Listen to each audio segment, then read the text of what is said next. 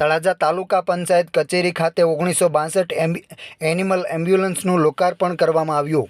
આજરોજ ભાવનગર જિલ્લાના તળાજા તાલુકા પંચાયત કચેરી ખાતે સરકાર દ્વારા નવું ફાળવવામાં આવેલ 1962 એનિમલ એમ્બ્યુલન્સનું લોકાર્પણ કરવામાં આવ્યું હતું। આ સમયે ધારાસભ્ય સહિતના આગેવાનો, અધિકારીઓ, પદાધિકારી ઉપસ્થિત રહ્યા હતા।